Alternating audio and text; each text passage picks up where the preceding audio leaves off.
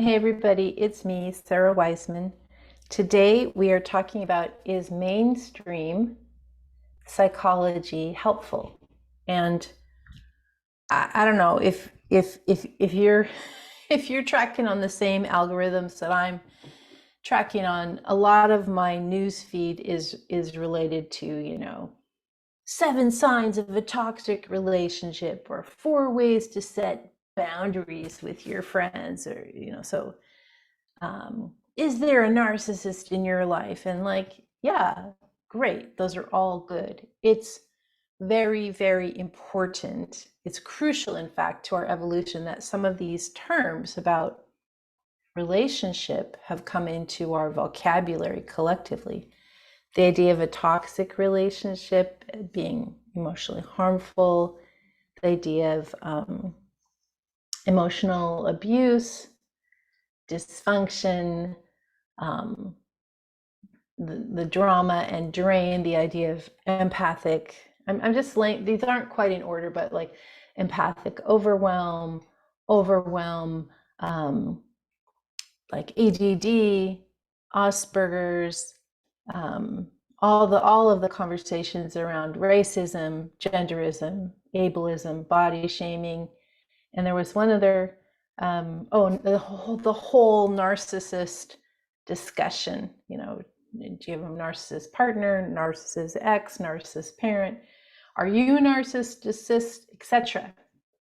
So we have a lot of new terms that we're getting, and this used to be, you know, back in the older days, you'd go to a therapist, maybe a psychiatrist, and they'd be like, "Oh, you have this mental illness, like you have bipolar, or you have schizophrenia," and you'd go home with this um, diagnosis and get some medication, and that would be it. Like, it wasn't necessarily discussed, or it was shameful to discuss something like that, some kind of mental health diagnosis.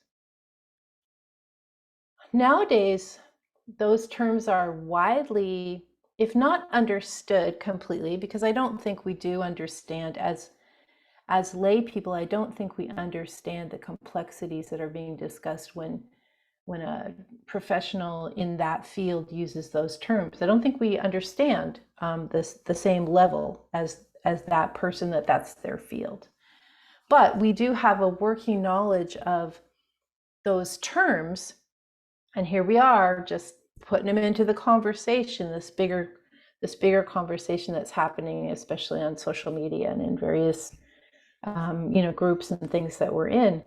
So on the one hand, I think it's incredibly helpful. On the other hand, I think it can be confusing, because sometimes we're throwing around terms that we don't actually understand fully, or we may be misusing. Now, certainly, most of us have people in our lives with narcissist tendencies.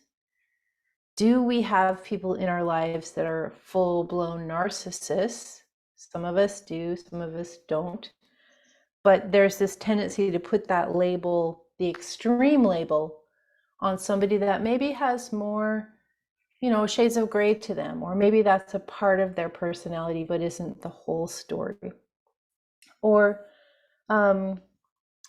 maybe when we talk about boundaries, some of us have like hardcore steel wall boundaries, and other of us, maybe our boundary is that we would have soy milk instead of oat milk, and that's fine. Maybe we have a looser range of boundaries. So there's this idea that we're using this language, but not everybody's hearing it the exact same way, which is okay. We're learning how to use some of these ideas. And I find this also is true spiritually. Like, there's a lot of spiritual, not spiritual, say spiritual bypass, that would be another term. There's a lot of much bigger understanding of spiritual technique in the larger conversation that's going on, social media, news feeds, and so forth, and also in terms of just people that you meet around doing different groups and different things, and yet a lot of it is not the deeper work. Like, it has all the trappings, but it's not the deep stuff.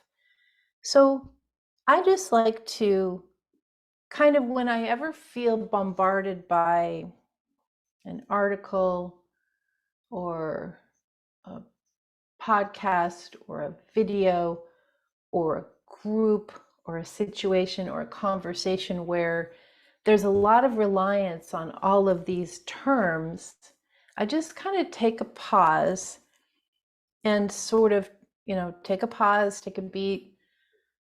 I just kind of relax, and I try and hone in on what is the root of what's being said or expressed, or what is that person actually feeling, and what is that person actually trying to achieve or create, or what problem are they trying to solve. Sometimes it's the stepping back from the story or the narrative. You just step back from all the words being thrown at you, all the new words, just like, okay, what's this actually about? And it's often about something a lot simpler. The things we want to be loved, we want to be valued, we want to be treated with kindness and compassion, and we at our highest level, we want all of those things for others too. We don't just want it for ourselves.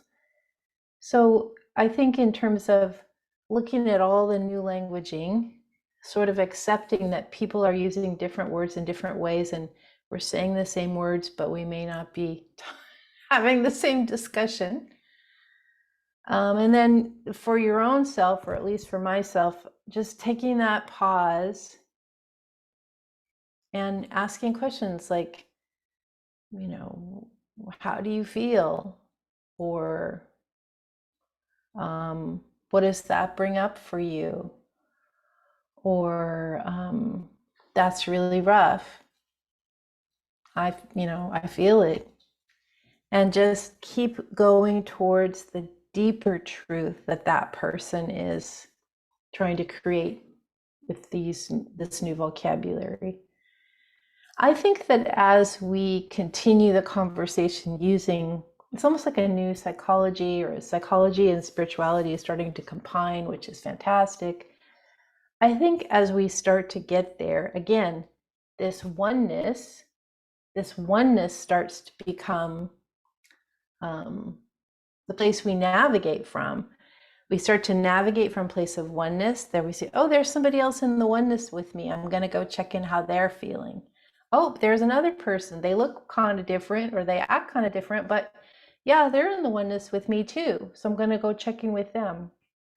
We start to navigate from this place of oneness. Our unique little water drop in the big pool of water drops melding and merging together can't get away from the other water drops, because we're all the same water. So we just start to work from that point, and then the conversations get easier. They become less reliant on words, and more the heartfelt and the soul-felt connection that is where the deeper truths are. Anyway, I'm SARA Wiseman, and you can find me at sarawiseman.com.